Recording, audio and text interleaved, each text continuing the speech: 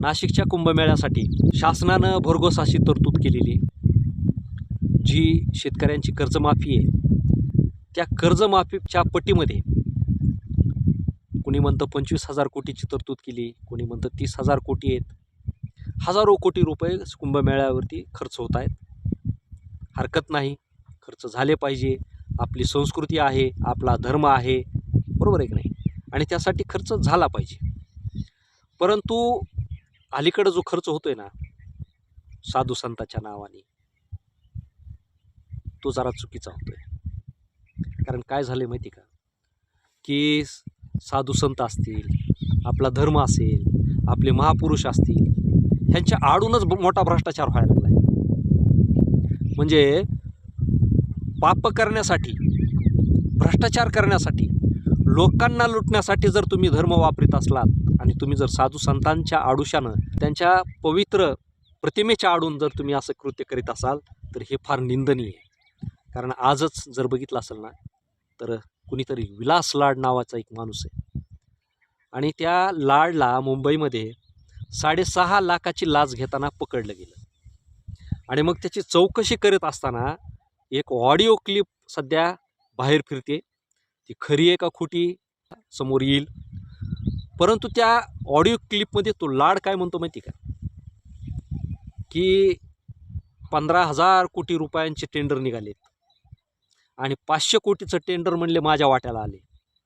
काय म्हणतो तो, 500 कोटीचं टेंडर माझ्या वाट्याला आलेले आणि त्या प्रत्येक कामामागे 40% म्हणले आपली कमिशन आहे, 30% कमिशन आहे.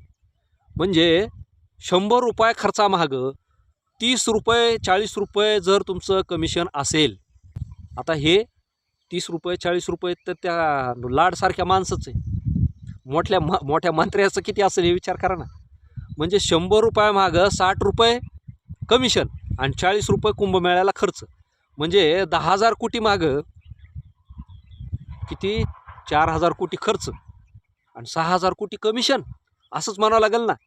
म्हणजे नाव कुंभमेळ्याचं आणि पैसा मंत्र्याच्या आणि कंत्राटदाराच्या खिशामध्ये. बरं ठीक आहे, पण हे पैसा कोणाचा आहे? लोकांनी भरलेल्या वेगवेगळ्या टॅक्सच्या माध्यमातून, वेगवेगळ्या दंडाच्या माध्यमातून हा लोकांना ओरबाडलेला पैसा आहे. आणि तो पैसा अशा पद्धतीनं ATM सारखा ही माणसं स्वतःच्या खिशात आणतायत. म्हणजे नाव कोणाचं आहे? कुंभमेळ्याचं.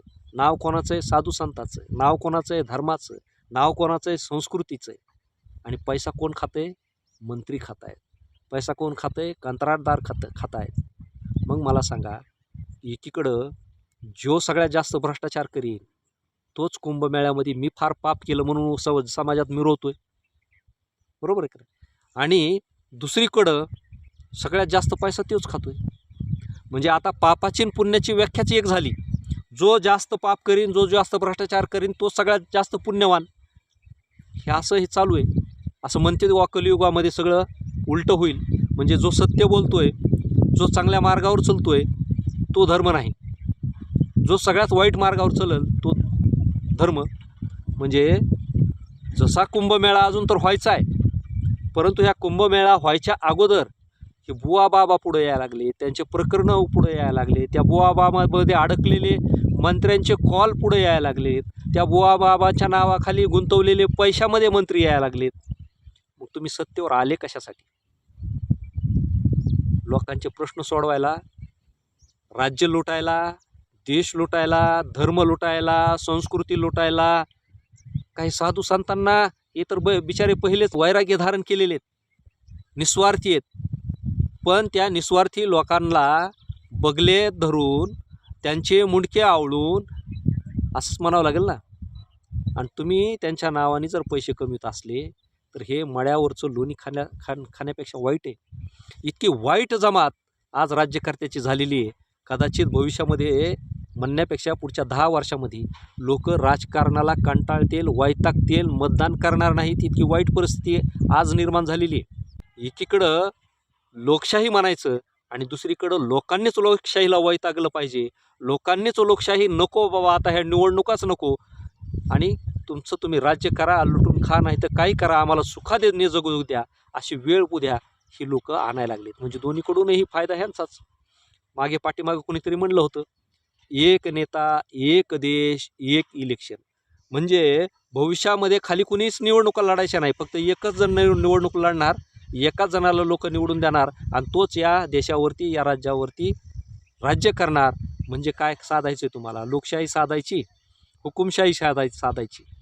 सांगायचं तात्पर्य असं, एकीकडे छत्रपती शिवरायांचं आपण नाव घ्यायचं, त्यांचं स्वराज्य कसं लोक उपयोगी होतं हे सांगायचं, आणि दुसरीकडं त्याच स्वराज्य अभिप्रेत असलेल्या लोकांना हुकुमशाहीखाली दाबायचं, गुलामीखाली दाबायचं, त्यांना ओरबाडायचं, त्यांचा छळ करायचा, त्यांचं शोषण करायचं, आणि ते उद्याच्याला आरोग्याच्या सुविधा घेण्यासाठी, शिक्षण घेण्यासाठी, 2 टायमाचे घास घेण्यासाठी कसे मोताल झाले पाहिजेत, ते कसे त्यापासून वंचित राहिले पाहिजेत, इतक्या मोठ्या प्रमाणामध्ये ही लूट चालू आहे.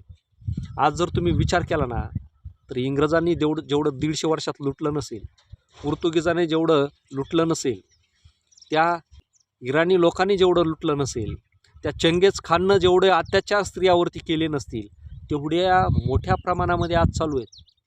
अहो 1-1, 2-2 वर्षामध्ये इथं प्रशासनामधला एखादा अधिकारी 2-2 हजार कोटीचा मालक होतोय, 500-500 कोटी रुपये त्यांच्याकडे सापडत आहेत. ही समोर बातम्या वाचतोयत आपण. तर विचार करा की एक नेता किती कमीत असेल, एक आमदार किती कमीत असेल, एक मंत्री किती कमीत असेल. म्हणजे ज्या औरंगजेबाची सगळी प्रॉपर्टी भारतावर राज्य करून जेवढी मिळाली नसेल, तेवढा एक मंत्री एका राज्याचा कमवतोय आजकाल. मग मला सांगा की हा देश लुटण्यासाठी, इथल्या लोकांना लुटण्यासाठी बाहेरच्यांची वाट बघायची आपल्याला कधीच गरज नव्हती. म्हणजे आपण बाहेरच्याला नाव ठेवतो, मोगल आले लुटून नेले, इंग्रज आले लुटून गेले, परंतु इथं आपलेच आपल्याला लुटणारे काही कमी नाहीत. हे त्यांच्यापेक्षा जास्त लुटतेत आपल्याला. हजारो कोटी जर या कुंभमेळ्यामधून अशा जर कमिशनच्या माध्यमातून खर्च होणार असले, तर त्या कुंभमेळ्याचा आनंद इथल्या माणसांना, इथल्या भावी पिढींना कुठे असणार आहे? तुम्हाला कुंभमेळा हा खरं जर पाहिलं ना, तर हा कुंभमेळा साधू संतांचा नाही आहे. हा कुंभमेळा चोरांचा, दरोडेखोरांचा आहे. हा कुंभमेळा सर्वसामान्य लुटणाऱ्या लुटारूंचा, भ्रष्टाचाऱ्यांचा कुंभमेळा आहे असं म्हणायला हरकत नाही. फक्त नावाला साधू संत आहेत, ते बिचारे येतील, आंघोळ करतील आणि आपापल्या धामावरती निघून जातील. परंतु त्यांच्या नुसत्या नावानं येण्यानं जर एवढी मोठी लूट होणार असेल, तर याला धर्मकार्य म्हणायचं का स्वतःला लुटून घेणं म्हणजे फार मोठं मोक्षकार्य म्हणायचं? हाच मोठा प्रश्न इथं पडलेला आहे. आता नाशिकला जो कुंभमेळा आयोजित करण्यात येत आहे, अशा कुंभमेळ्यात कॅप्टन अशोक सारखे ढोंगी साधू संत किंवा भ्रष्टाचारी लोक असण्याची शक्यता आहे का? याविषयी तुम्हाला काय वाटतंय? तुम्हाला एक सांगू का, भारत म्हणजे एक जत्रा आहे, आणि जत्रेचा, बाजारांचा देश म्हटलं हरकत नाही. कारण कुंभमेळासुद्धा एक मोठी जत्राच आहे. आणि ह्या जत्रा आहेत का नाही, त्या जत्रा म्हणजे हाऊस आहे, हाऊस. लोकांची हाऊस फेडून घ्यायची. ज्याला जे हाऊस असेल तो फेडून घेतो, बरोबर? म्हणजे थोडक्यात हौशे गौशे गौशे म्हटलेलंच आहे ना. हौशे गौशे 917 ही दुनिया हाही एक जत्रा. कोणाच तरी गाणं आहे ते, बरोबर आहे का? जुनं गाणं. एक जत्राच आहे, जत्राच आहे ना. कुंभमेळा म्हणजे काय? जत्राच आहे. किंवा त्या देवाधर्माच्या नावाखाली देशातले सगळे साधू संत एकत्र येणार, सगळे भाविक लोक एकत्र येणार, बरोबर आहे का नाही? आणि ती जत्रा भरणार. आता गावची जत्रामध्ये काय असतं? गाव मंदिर असतं, त्या देवाच्या दर्शनासाठी पंचक्रोशीतली लोक येतात.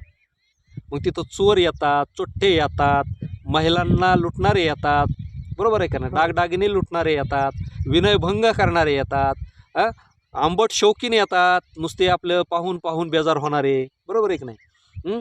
कोणी जबरदस्ती करून महिलांचे आबरू लुटणारे पण येतात संधी मिळाली तर. मग मला सांगा, ही तर फार मोठी जत्रा आहे ना, इथं तर कुठंच कोणाचा मेळ लागणार नाही.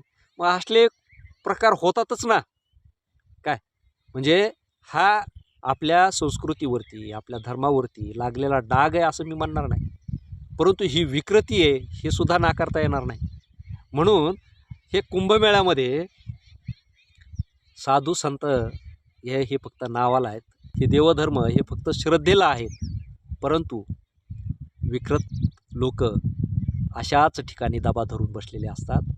कारण जिथं चांगलं आहे ना तिथंच वाईटसुद्धा असतं, तिथंच विकृतीसुद्धा असते आणि तिथंच अशा लोकांचं फावतं. आणि दुसरी गोष्ट जर तुम्ही बघितलं ना तर कुंभमेळ्याच्या नावाखाली तुम्ही पाठीमागं बघितलं असेल की तपोवन च्या भूमीमधले वृक्षतोड झाली होती. ती स्थगितही झालेली आहे. परंतु वृक्षतोड करीत असताना, कारण कुंभमेळा म्हणजे काय तुमचा शाश्वत नाही ना, आता झाल्यानंतर कधी 12-14 वर्षांनी होईल नाही होईल, बरोबर, म्हणजे रोज घडणारी गोष्ट नाही ना. महिना 2 महिन्याचा तुमचा कुंभमेळा, त्याच्यासाठी 200-300 वर्षापूर्वीची झाडं तोडणं, ते बी हजारो झाडं तोडणं, हे कुठं योग्य आहे? जाऊ द्या, तो विषय संपला. परंतु आता जर बघितलं ना तर नाशिक आणखी एका प्रकारामुळं गाजते. कारण तुम्ही जर सोशल मीडियावरती बातम्या जर बघितलं ना तर आता नाशिकला जाणारे जे रोड आहेत त्या रोडवरती जी काही झाडांची छाया होती, सावली होती, तर ती सगळी झाडं तोडणं चालू आहे. मग आता ते का तोडतायत, कशामुळं तोडतायत, ह्याचं उत्तर कोणी देत नाही. परंतु आज जर बघितलं ना तर नाशिकमध्ये असंख्य वृक्षप्रेमी, पर्यावरणप्रेमी यांची गर्दी होत आहे. रोज ते ढासाढासा रडतायत, त्यांना पोलीस उचलत आहेत, पोलीस स्टेशनमध्ये नेऊन बंदिस्त करतायत, पुन्हा सोडून देत आहेत.